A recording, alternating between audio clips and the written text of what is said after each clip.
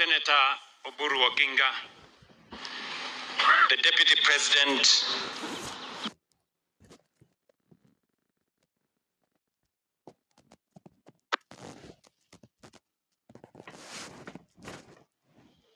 Senator Oburu Oginga, the Deputy President, Professor Kithure Kindiki,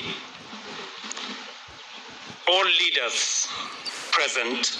This meeting has transformed from a parliamentary group meeting of the Broadbased into a leaders meeting of the Broadbased, because in our midst are governors, in our midst are cabinet secretaries, members of parliament, and therefore this meeting is now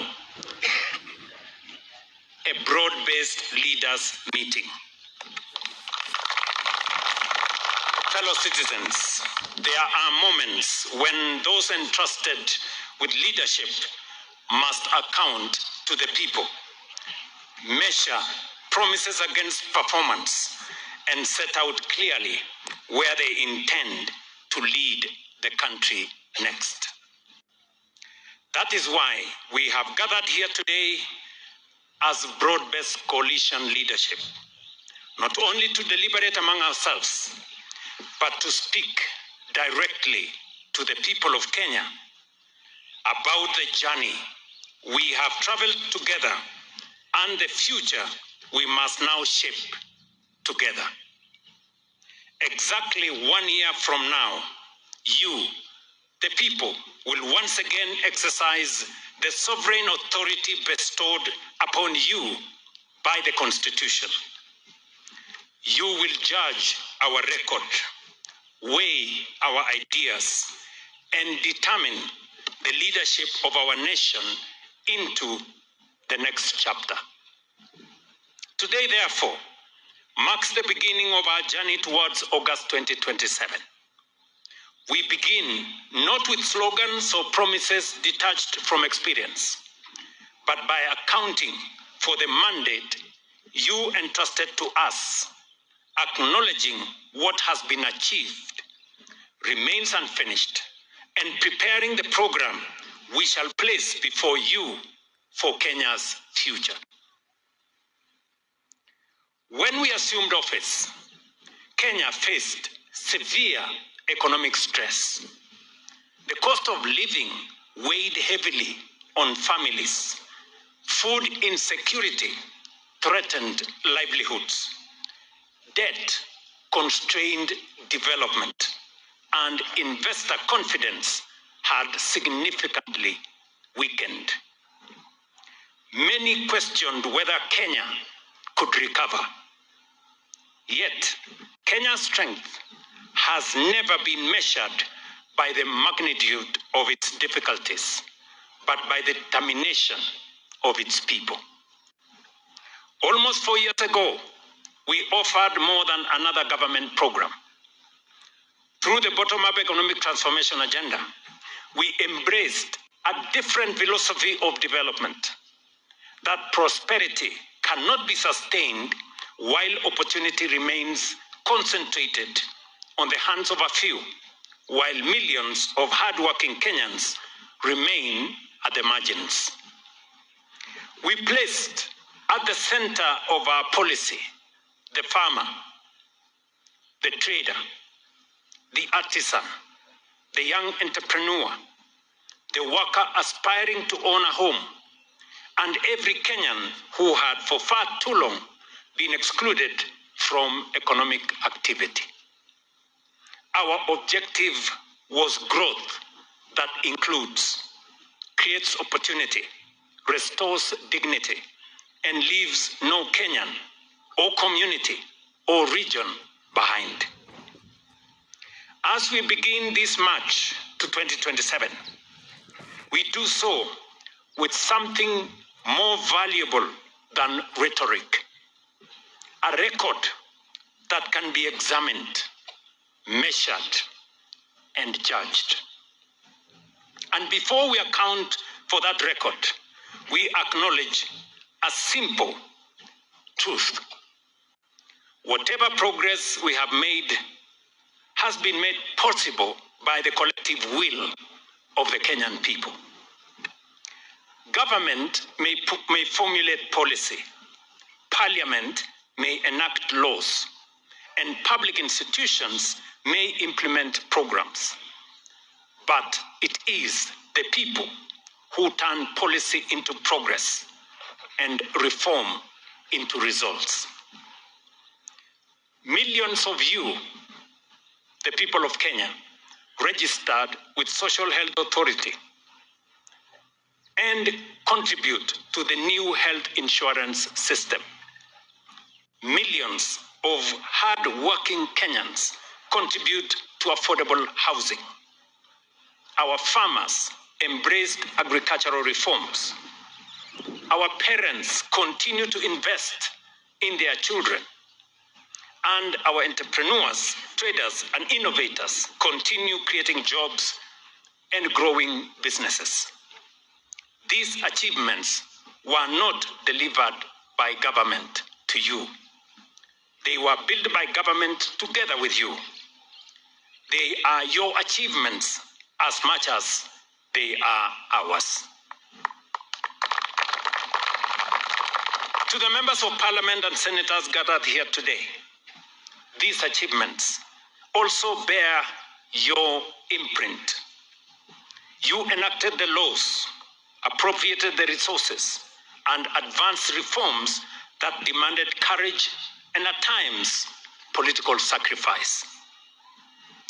They equally bear the contribution of our cabinet, our governors, public servants, and every public officer who translated policy into results. We governed with a plan.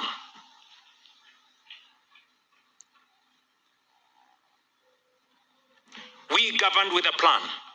At its heart was the promise of Article 43 of our Constitution, the right of every Kenyan to health care, to education, housing, food, water, social security, and human dignity. These are not political favors. They are constitutional rights and obligations. Let me mention a few areas that today we can say with solid evidence that transformation has happened. On economic stabilization and growth, we worked with the people of Kenya on stabilizing our economy. 3 years ago, inflation was at 9.3%. Our exchange rate was 165 to the shilling. Interest rates were upwards of 15, 16, 17%. Our dollar reserves had dwindled to 2.5 months cover at $5.7 billion. Our FDI was doing badly. Today, with confidence, we can face the nation and say,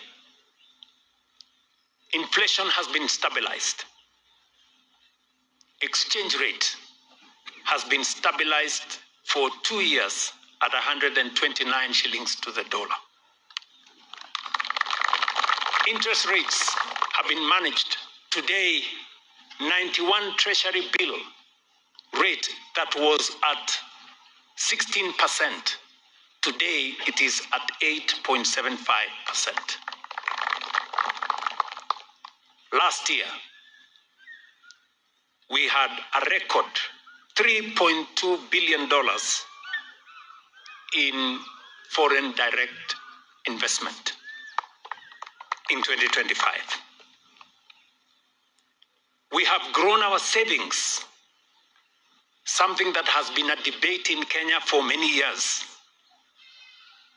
Our savings at the National Social Security Fund, we can say here with evidence, has grown from 312 in 2022 to now 700 billion, from 312 billion.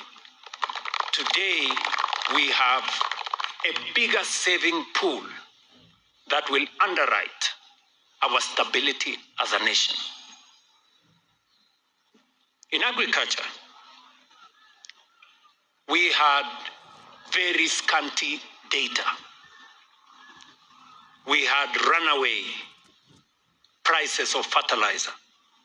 Cartels and brokers and conmen were the order of the day in our agricultural sector. Today, we can face the country with our track record. Fertilizer prices today retail at 2,500 from 7,000. Today, we can say with confidence we have gotten rid of brokers and conmen and cartels in the sugar sector, in the tea sector, in the coffee sector, in our agricultural sector. Our interventions have seen phenomenal growth in our maize production, from 44 million bags to 75 million bags last year. Coffee prices have gone up from an average of 60, 70 shillings a kilo to now 120, 140, 150 shillings a kilo. Same thing with tea. Kenya today has overtaken the other countries in Africa, and we just picked this year to be the country that produces the most milk in the African continent. We have moved that production from 4.6 billion liters to 5.5 billion liters this year. Our sugarcane farmers can tell you with certainty that the confusion that was in the sugar industry is now behind us. Farmers get paid on time. Workers in sugar factories get paid on time. And prices to cane farmers has gone up from 4,700 to 5,500 shillings a ton. On financial inclusion, many Kenyans, 7 million of them, were listed in credit rating bureaus. We have liberated those Kenyans from CRBs and brought them back using the Hustler Fund into the economic sphere.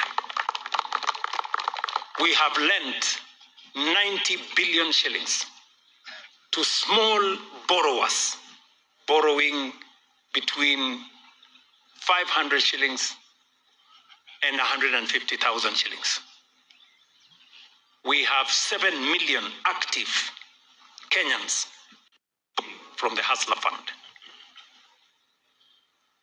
We have translated what we meant to the people of Kenya when we said Mama Mboga is going to be part of the equation. The border guy is going to be part of the equation. Many ask, how so?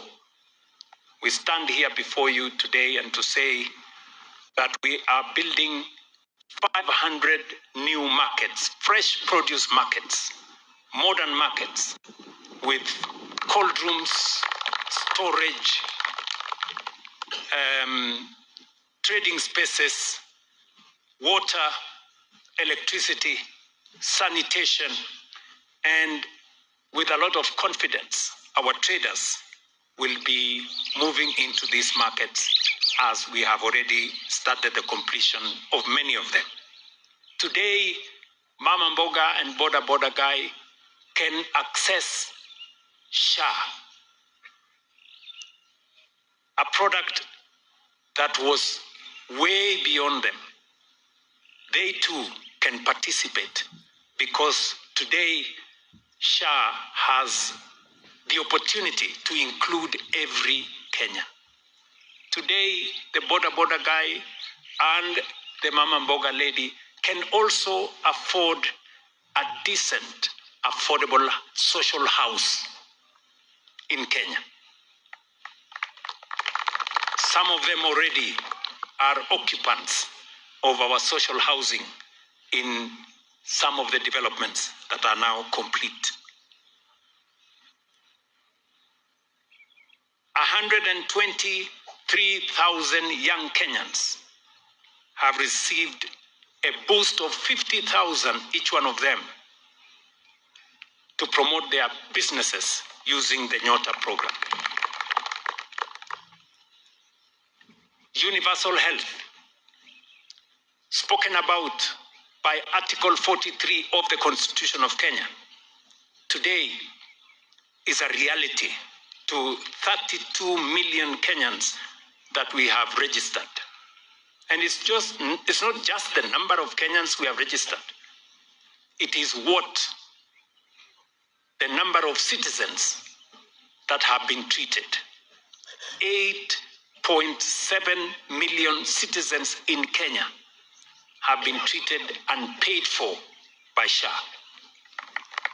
We have paid 178 billion Kenya shillings to facilities, health facilities, dispensaries, health centers, level 4 hospitals, level 5 hospitals, all the way to referral hospitals.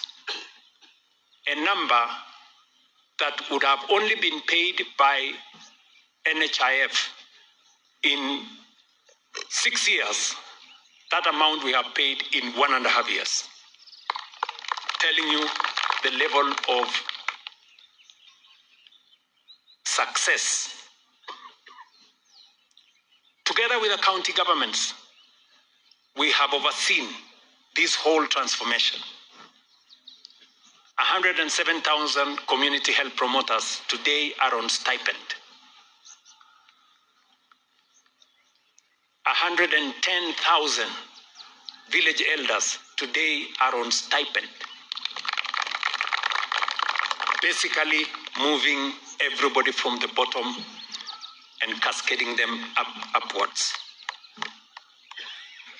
On education, we can face the people of Kenya and tell them, 4 years ago, we had a crisis in the education sector. We had a shortage of teachers, a shortage of classrooms, a problematic CBC, and a funding model that crippled all our universities. Today, with confidence, the people of Kenya know, with evidence, that we have hired 100,000 teachers, 24,000 are going to be hired later this year. We have built 23,000 classrooms together with our members of parliament and other partners. TVET enrollment has doubled. Let me repeat that. TVET students' enrollment has doubled. And again, I can speak here with confidence and evidence that our new funding model is changing what the experience in our universities.